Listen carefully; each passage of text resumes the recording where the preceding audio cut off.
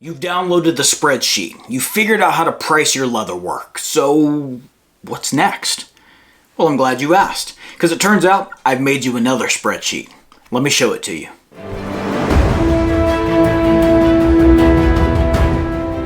Hey everyone, welcome back to the workshop. My name is John with Just a Nazarene Leather Company, and this is the business side, where I share insight into how to start and run your own leather business. This video is a follow-up to the how to price your leather work video. It's effectively part 2, next steps. Once you've figured out how to price your first leather item, as your business grows, your thinking has to transition from an employee to that of a business owner. So you have to get more strategic. You're going to be adding more items to your offerings. You have to start planning for the future. Where do we go after we have initially priced our leather work? Well, that's what today's video is for. I do have another download for you, and we're going to go through that in just a moment. I do want to take time to mention that this video is required viewing for master tier members who are going through the Leather Business Development Program, specifically episode 1, primary aim and strategic objective. That program, becoming a master tier member, is where you're going to get the full value out of the content in this video here. We'll talk more about that towards the end. All right, we're going to go to my computer. I'm going to screen share some stuff with you. And yeah, let's get right into it. We'll come back here after that and we'll close things out for the video. Let's go. First of all, thank you to everyone who has downloaded the leather pricing worksheet. I hope it's been of value to you. And now, like I said, we're going to take this a step further and show you what are some next steps you can do in your leather business with this sheet. So notice at this point, in my made up business here, I am making wallets. In fact, now if you look at the bottom, I actually have 5 different products.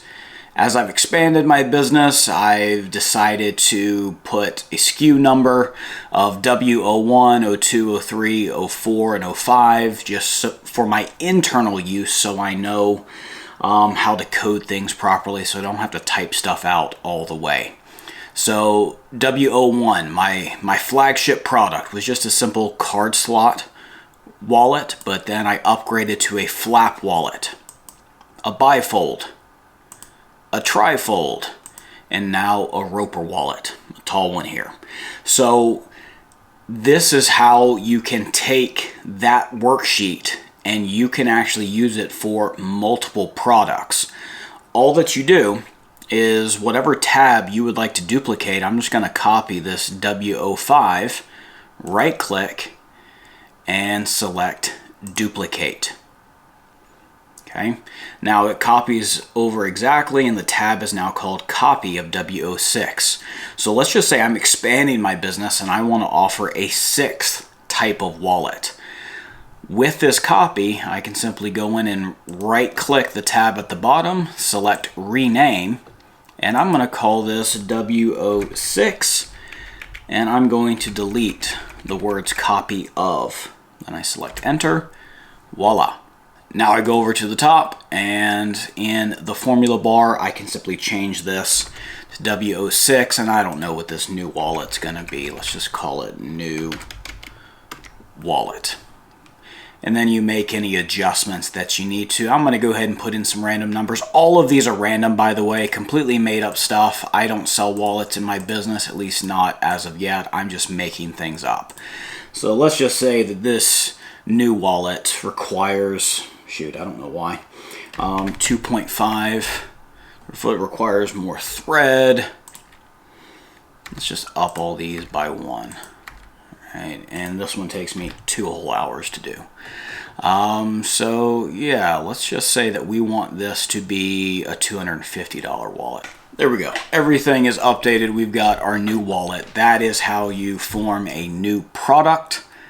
Simply right click, duplicate, change the data in there, and you're good to go. All right, so what do we do with this stuff?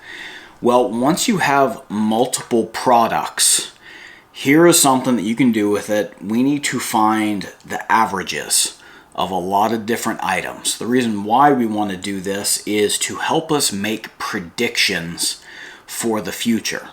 as we plan out our goals, as our business is growing, data collection is going to be very important, as well as making projections just so you have goals and things to actually shoot for to give you a realistic idea of what it's going to take to get there.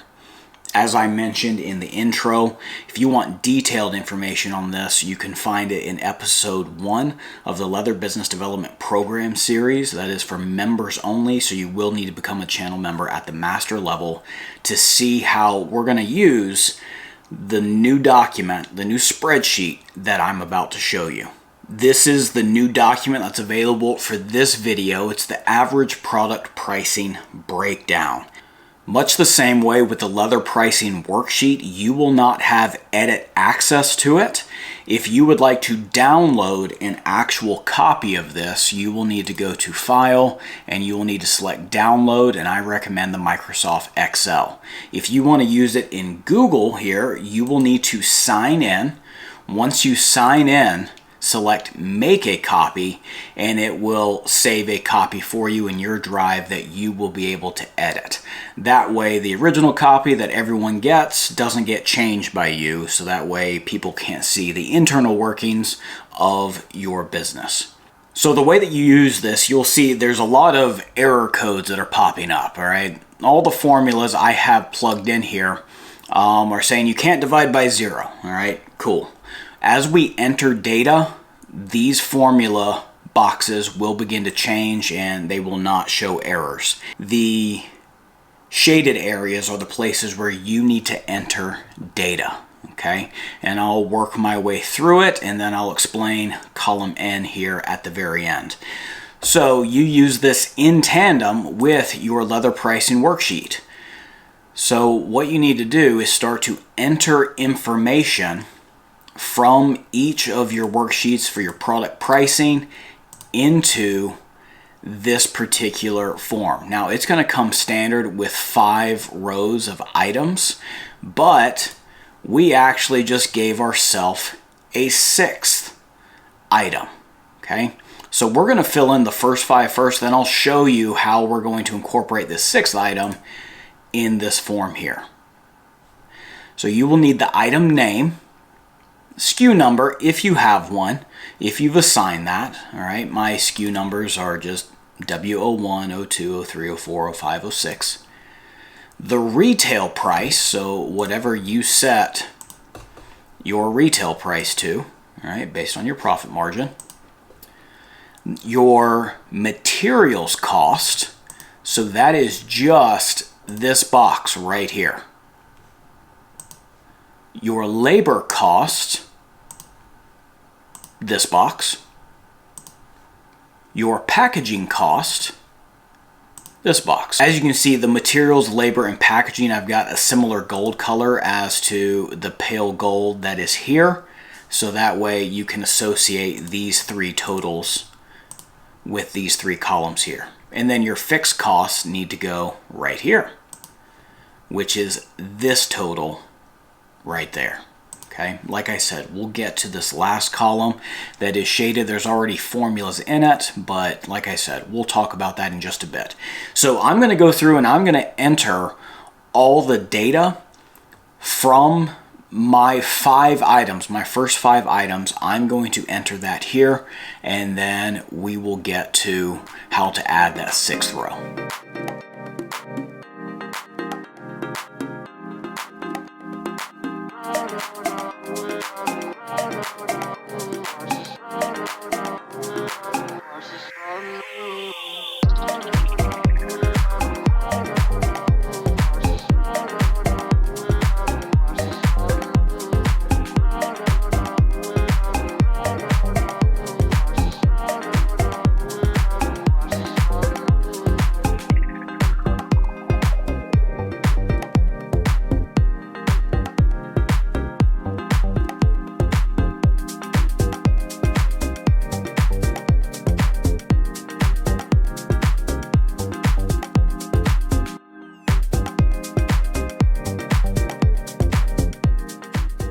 Our first 5 items are in. As you probably noticed from the time lapse there, as I slowly enter data, my percentages and my averages changed, and here's what we have now. All right, for my 5 items, even though they're all at different price points, my average retail price is $120. My average materials cost is $16.46, and you can see what percent of the total that is. So it's less than 15% of my total cost is the materials. $20.80, so it costs me a little bit more to make it than it does to actually procure the materials for it. Packaging, I've got all the same. Don't worry about the number. They're completely made up, completely arbitrary, just for this example here. Percentages, the fixed cost, just because it takes longer to do, the fixed costs go up with each item, the percentage, and then the gross profit. So on average, when you sell an item, that's about $65 in profit that you make, with your profit margin being a little bit over 50%. All right. So let me talk about this last column here before we add a 6th row. For this column, I have mat plus pack plus fixed. That is materials plus packaging plus fixed cost. The reason why I have these grouped together, this is my preference. When I go to make an item, I do not buy just the exact materials in the exact amounts that I need for the exact item I'm making at that time. I buy hides of leather, and then I take from those hides of leather. So when I sell an item, I do not take $6.35, go to the leather store and buy the exact item, $6.35 worth of stuff to make my next item.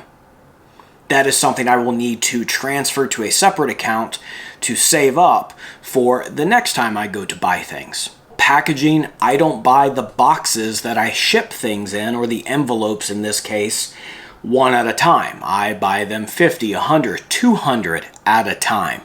So the money that I get for the materials, the packaging, that all needs to go into a separate account, a savings account, if you will, so that I have stuff building up when I need to make those big purchases. The fixed costs are the same. This is for rent, your lease, if you're leasing a space. This is utilities, internet, web hosting, all that kind of stuff. That stuff typically gets paid on a monthly basis. So I have this column here. So the formula just adds up D3, which is the materials for the first item, plus the packaging, plus the fixed cost. And that's what I have chosen to put here. The reason why is I know if I sell a card slot wallet, of the money that comes in, I need to transfer $16.20 into my savings account for the business so that I have money to make the purchases for new sides of leather, new edge coat, new whatever, to pay my bills. And so I have that broken down for each of my items. So I know exactly how much to transfer in so that doesn't get spent on something else and I come up short. I definitely don't want that. So the reason why this is shaded ever so slightly, but I have formulas in it, is because you need to adjust this column, or whether you have this column at all, it needs to be adjusted to fit your needs. So let's say you didn't want this. Maybe you're not including fixed costs in your stuff and you just want materials and packaging. Okay. Adjust the formula by getting rid of this J3 right here and that comma, and it will automatically adjust for you. Then if you want those changes to apply on the other items, you click on the box of the formula that you changed, and then this little circle in the corner, you can take and drag that down, and that will copy the formula, and it'll change the numbers on it slightly to be appropriate for each row for your items. So now let that go. Notice it changed. It copied the formula down, except for this row it says D4 and H4. All right, not D3. So now this is only taking into account materials and packaging. All right, but when you download it, it will be including all 3 columns, but you can feel free to change this however you want. So let me add this back in and copy this formula down. Voila, done. We added a 6th item. All right, a 6th product, some new wallet, all right, whatever that is. It's different, it's more valuable, more expensive than our Roper wallet. So as I have a 6th item, I need to add another row and still have the formulas work for me with ease. So here's how you do that. You need to click on the row number on the far left, and that'll highlight the entire row all the way to the end of the document. You need to right click over that number and you need to click on Insert One Row Below. Now this will copy over the shading, but it will not copy over any of the formulas that I have programmed above. So here's what you need to do for all of the unshaded columns. What you need to do is click on the row right above it and simply drag down, and that will copy your formula in, but the formula will be appropriate for your row. You're going to get a divide by 0 error here. That's okay. We'll clear those out as we add data in. So for all of the unshaded boxes in this new row, you need to drag your formula down.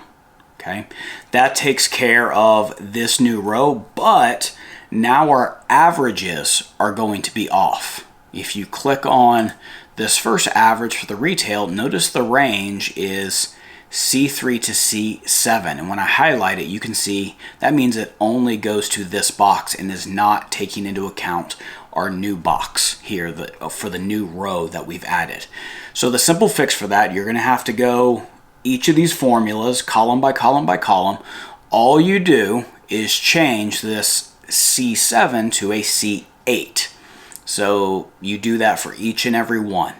Any 7, change it to an 8.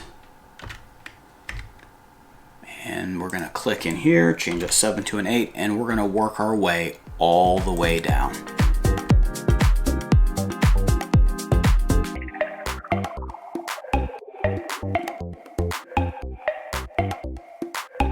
Now that that's done, we can now enter the data for our new product. So this is a new wallet. It is W06. Retail price, I believe, was $250, and I'll need to check on the other things. Now notice just entering that value, my percentages and everything have changed, which is good. So let's get the materials. That is $31.75. Labor, $40. Again, don't hyper focus on the exact numbers here. This is just an example. 2.35. We've got the same packaging for everything, and $30. Now everything is in. The formulas are adjusted, and as you add new products to your offerings, you can simply insert rows as you've seen me do here. So let's get back to the workshop and I will tell you a little bit more about this and we'll close the video out. Now that we've worked our way through the average leather pricing breakdown sheet, you may be wondering, why exactly will we need something like that document? Well, I'm going to give you 3 reasons. There could be more, but I'm just going to give you 3. First, if for nothing else, that column with the materials, the fixed cost, and the packaging cost, simply knowing exactly how much you need to transfer over to a savings account or another checking account to have in reserve to make purchases for your leather, your hardware, the materials, the boxes, whatever else that you're going to use for your business, so you don't spend that on a new tool or an emergency, something else coming up. That can be a very practical thing that you can gain from this. Based on your numbers, you know exactly how much to transfer to an account so you never run out of money to restock your items. That's one. The second thing, this average pricing breakdown kind of helps give you a bird's eye view, more strategic level thinking, business owner view of your items. When you're just working on the spreadsheet, even though you're making tabs for multiple leather items, you're very much in the weeds as far as your pricing. When you're able to take all that data from all of your different products, put that into an average, and you see the percentages for each groups, that will allow you a bird's eye view of where your money's going for the company, all right, as far as the products. You can see if you're spending too much in a certain category, maybe not enough, to where you can see, all right, is this a problem that is company-wide, or do I just need to tweak some things for one of my items? All right, in case your materials are too much, there's not enough profit, you keep coming up short at the end of the month. Having those percentages and averages there can kind of help you see how you're doing if you have a good scheme and philosophy of pricing overall. Number 3, and this is actually the big reason why I made this document and wanted to share it with you. For those of you who are master tier members who are going through the Leather Business Development Program, as I mentioned earlier, this is required viewing and application to complete the assignments in episode 1 of the Leather Business Development Program. Because what I show in that episode, it's the episode on the primary aim and strategic objective. What I show is that as you are making your business plan, which is kind of the whole goal of that series, you need to start to make projections for the future. So to get an idea as to whether those projections are realistic, and by that I don't mean, oh, make sure you don't aim too high. No, aim high. But whatever your goals are, however big they are, you need to have a realistic view as to whether you can actually handle that volume. When do you need to hire new people? Can you hire new people? Do you have enough coming in? If you say you want to make, let's just say, $2 million in sales, do you even have enough time in the year, if it's just you working, to actually get that done? Okay? These are all questions that you can answer in your planning for your business as you're making your business plan. And it all starts with this average product pricing breakdown. From this data, I can tell exactly how many years into the future that it'll take before I need to hire someone. I can estimate how many units, how many wallets in this case, I would need to make to meet my goals based on the averages from my company. I can look ahead with this data and see exactly how many wallets on average I will need to make per year, per month, per week, or per day in order to meet my goals based on the data that we have here. So if this sounds like it would be valuable to you, how to actually go about making those predictions with this data, you've got to become a master tier member of the channel and go through the Leather Business Development Program. In episode 1, that's where I'm going to share the specifics of how you can use this information that I've shared today in this video to help make predictions in the future for your business. Thank you so much for joining me in the workshop for another episode of The Business Side. I hope the content in this video, as well as the new spreadsheet that you can download, adds value to you and your leather business moving forward. My name is John with Just a Nazarene Leather Company. Go with confidence. Bye. Thank you so much for watching this business side video. To make sure you get access to all the business side content, become a channel member at the master level. Link below.